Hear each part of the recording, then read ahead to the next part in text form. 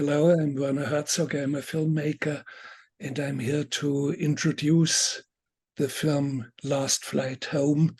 Ondi, would you introduce yourself? You made the film. Hi, I'm Ondi Timoner, and I'm really grateful to be joined by you today, Werner, and to hear your thoughts on the film, which I directed and made about my father, Eli Timoner. Yeah. First of all, my condolences for the loss of your father. But let me add something right away. Condolences may be not the right thing, because I have the feeling it's not just a loss because you bring him home. In your film, it's bringing him home. You do not lose him, you gain him. You bring him home, and it's a gain. It's not a loss, it's a gain in solidifying love so much that it becomes palpable, solidifying respect for his life, solidifying family context, cohesion of a family, solidifying religion. And that's enormous. You do not see that in a movie. You do not see that in a film. So, and I think that's the important takeaway for me. It's not a film about death. It's a film about gain, about winning somebody, bringing him home.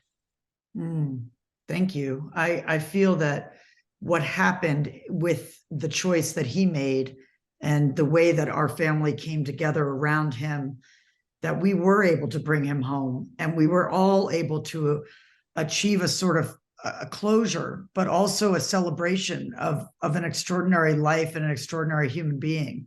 And in many ways, this End of Life Option Act, which we didn't know existed before he was desperate and pleading to die, was a gift to us. It allowed us a period of time to really focus in and to show him what he had given us, which was everything, with his love.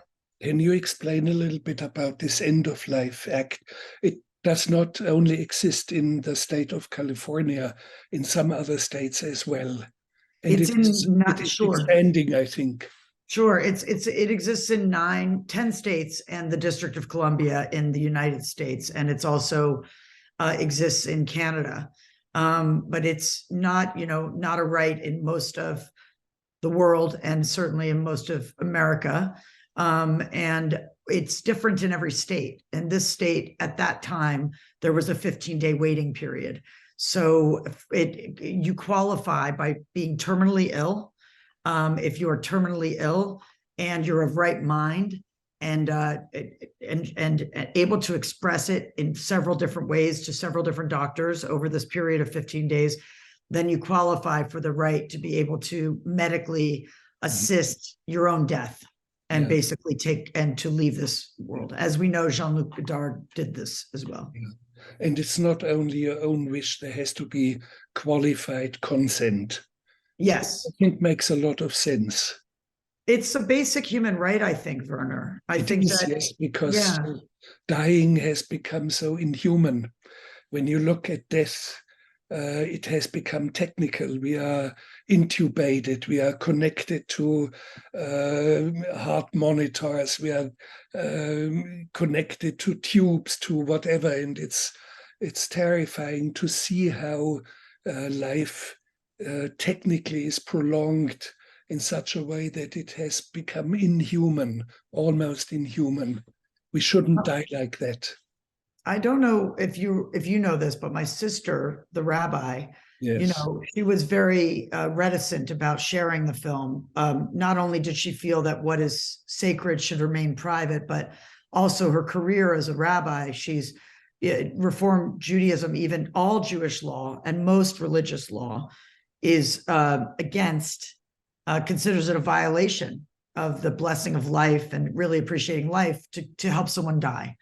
However, since the film has come out, Reformed Judaism has reversed the law of millennia and says now that the suffering used to be 5 days when the rabbis wrote the law. And now it, like you just said, is years. Yes. And as well, they also added that a law without tenderness is wickedness. So that's happened since the film came out. Rachel was really concerned about, what the backlash that would happen as she helps her own father die on screen, you know. And she comes across as the strongest. My sympathies are completely on her side. She's such a no-nonsense rabbi, and that's how a rabbi should be, in my opinion. And it's significant. Your own father does not address his daughter as his daughter. He wants, and he's explicit in the film, he wants to address her as a rabbi. Yes. And only at the very, very end, I think he addresses her by her first name, his daughter. She changes role in the very last moments of his life, changes role from the rabbi into his own blood and flesh and his beloved daughter. And it's really wonderful. And it's so comforting to see what role religion plays.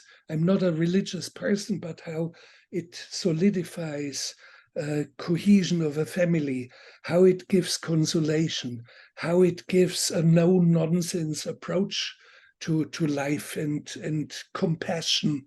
It's just really, really good to see. A wonderful, wonderful. I mean, everybody's good in the film, but and you're so different how you are taking it. Your mother, who seems to be somehow lost and doesn't know, and she lines up. She starts to line up with a whole feeling of the family, the kind of palpable love. And it's giving, and you do not see a movie like that very often. Really beautiful. Thank you, Werner. It was like an unbelievable out-of-body experience, and yet the most pure presence I've ever felt. And I didn't intend to make a film from the beginning. I was just setting up cameras because I was desperate to not forget Dad's personality and his voice. And when he had that stroke when I was 9, I can't remember him able-bodied from before then. So I think I was really terrified to forget him, and I knew I could document him.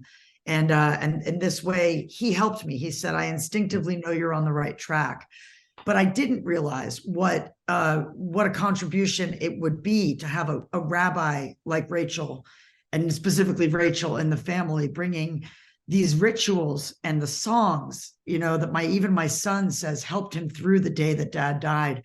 But even the deathbed confessional, the vidui, which allows Dad to shed his shame, is something that I felt like compelled to share. Yeah. I was like, I can't keep this footage private because we could all learn from this. Maybe we could even do these things in whether we're Jewish or Christian or dying or still living, Yeah. That was my thought. Ondi, when actually did it start for you? Where did you make the decision to make a film on the passing away of your father, or on your father per se? My feeling is you started it shortly before he was transported home. I began recording his voice when he went into the hospital. It was for breathing issues, not to do with COVID, but he was desperately scared. It seemed like he felt he was going to die. And even though he was 92, I just had never considered that. It was just so sudden. He was suddenly in the hospital, and I just panicked. I started recording right away his voice. And then I went to see a therapist because I felt like I had to set up cameras when we knew he was coming home.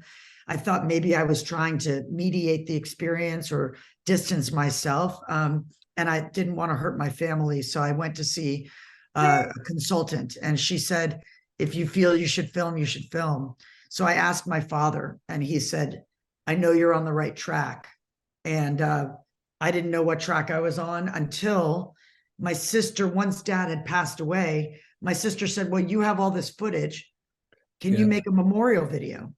And so 2 weeks after Dad died, I sat down to cut together 5 minutes of footage. And I stood up a week later, Werner, and it was 32 minutes long. It was just like he was alive inside the editing system. I could see it with because I was so worried about caregiving and about him realizing that he'd given us all of this unconditional love, yet he felt like a failure. There were so many things going on that were more important than filmmaking during the time. But when I saw all the footage and I could look at it through the objective eyes of the camera, I realized, oh my God, it was just so special. It was so profound. He was so clear in his decision. Yeah. And he was so comforting, and he was so funny. He was having me laugh in the edit bay. Yeah. And he even tells a joke. He even tells 2 days or so before his wife, he tells a joke, a very funny joke. And what I also find very not hilarious, but it's kind of, it warms my heart to see him, his last sort of confession. And what is it all about?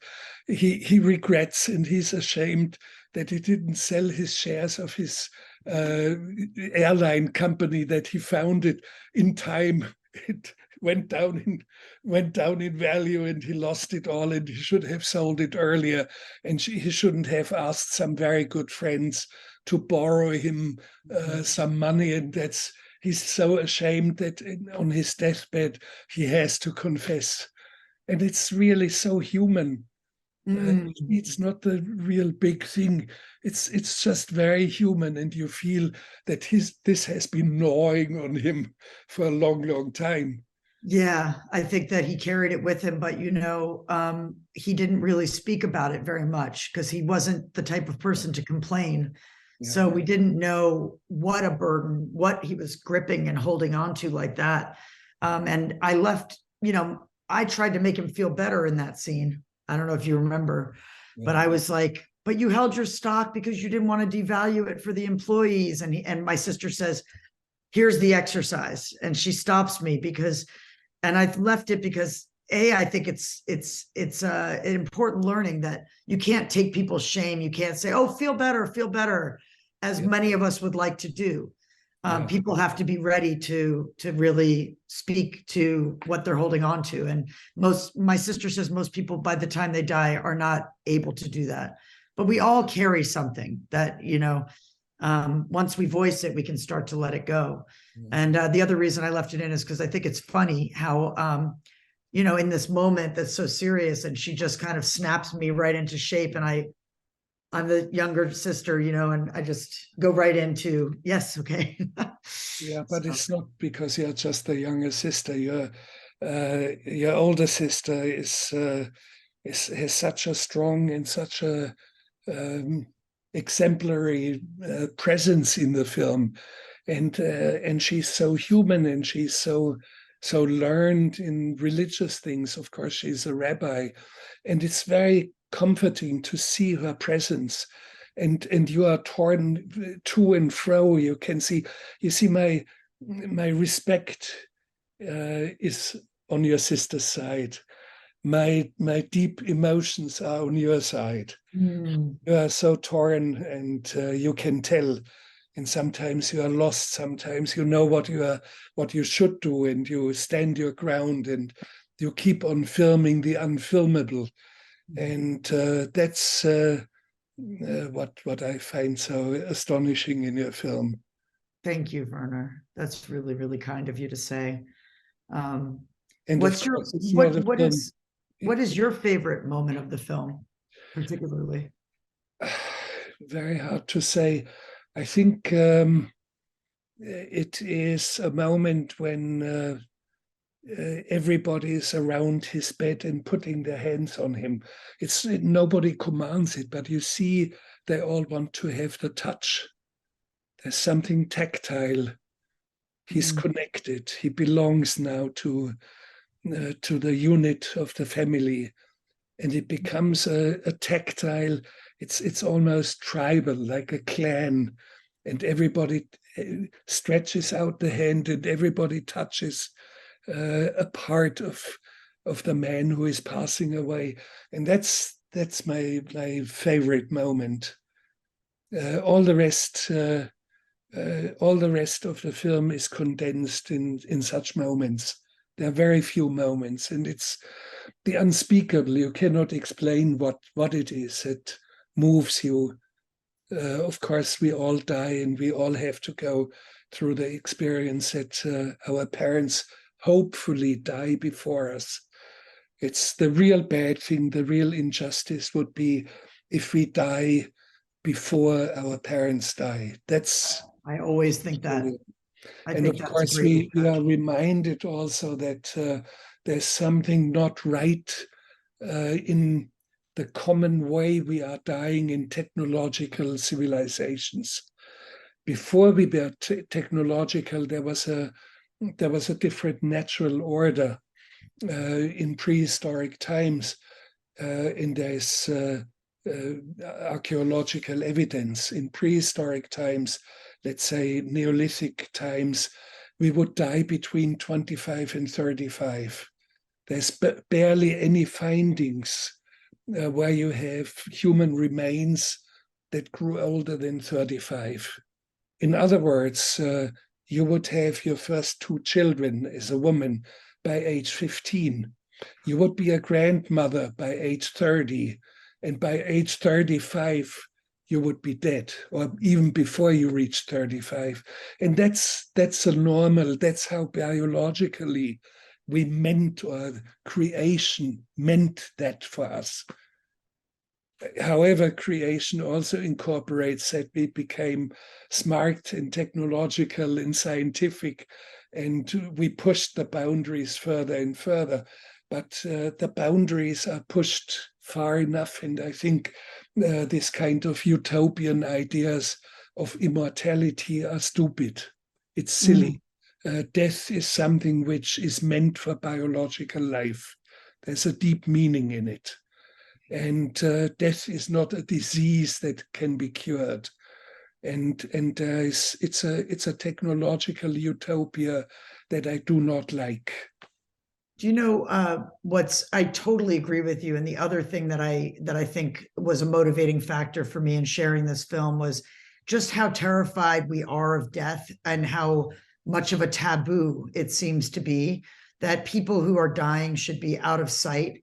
My favorite part of the film personally is the grandchildren segment. When you see each grandchild come, and my brother prefaces it by saying, ask him anything, get whatever you can now. He's not going to be here. And so many people wait until the person is dead to bring the grandchildren to the funeral. Like they shouldn't see death lest it hurt them somehow. But every grandchild who's there is so much better for having been there and gleaning the love and wisdom of our father, and their grandfather. And I think there's something very tender about seeing them with him. And hopefully that will open people up to realizing that they should not hide death. Because as my sister says, if we turn towards it, it makes our lives so much richer. For knowing that our lives are finite, we can appreciate the time we have left. Yeah. Much more. You are mentioning something, tenderness. And that's a key of your film, because the lens of a camera is not tender. It is a cruel stare at you. And this is why I have difficulties to look straight into the eyes of a lens. There's almost like neutral technological death staring at you. And you have several cameras, and every single camera transports tenderness. So that's filmmaking. That's where filmmaking really begins. When you as a filmmaker. What? It is your achievement as a filmmaker. Oh, thank you. It's you overcome the technical, I say it in quotes, the technical cruelty of a lens. Well, there was so much love infused in every aspect of my father's existence and with my family. It's like we were bonded by fire with that stroke, and the way that my mother turned us into a team and said we are the T team. And we just I felt like in this moment, we all kind of came right back into formation, except we had grown up, we had these different skills to bring. And mine was to make sure we had something left of him after he was gone. But I think that the tenderness probably is in the room and also in the edit, you know. Editing the film for me was the way I grieved, and as well as I kind of went from daughter to filmmaker, and I was able to kind of see that everyone had an arc. Everyone was changed who came into that room. And especially my father had the most important arc of all, but even my mother, losing her partner of 54 years, you know, went from angry and in denial to facing it by the end. And you can see it in the film. And you are also changing. I can see that. And you see, Ondi, I should not limit it when I say there's tenderness pervading the film. There's something else, and it's courage. Oh. And the courage is not only your father and the family, but the courage as a filmmaker, because it's a taboo subject. You do not do a film and you do not release a film. So it's it has this balance, tenderness and courage, and that's you as a filmmaker. Thank you. Thank you. I congratulate you. I really appreciate that. It's extremely humbling to have this praise from you about this, and I just love that you know me, and you know my father especially now. Yeah, is beautiful, you know, and I really appreciate you taking the time to watch it and talk to me today. and Ondi, all the best for the holidays. Hanukkah has started last night, so you enjoy the festivities. Thank you. You as well. I know you're going to go home, and that will be really nice. Well, I have a family reunion, and we meet all in Austria. And in a way, I go there, and I have become rich in a way. You see, sometimes films, you have the feeling, do films change our lives? No, your film doesn't change my life, but you know what? It makes it better. My film. Yes. Makes your life better. Yes, it makes it better. That's so great. Because I carry something in me, which I carry with me, and I meet my own kids and my family, and I bring something good with me, and has made it better. And I will have wonderful family gathering in the snow. That's so beautiful. Enjoy every minute of it, Werner. And I send you a big hug, and all the best with you. I receive it. I send you one too. All right. Take care. Bye-bye. Bye.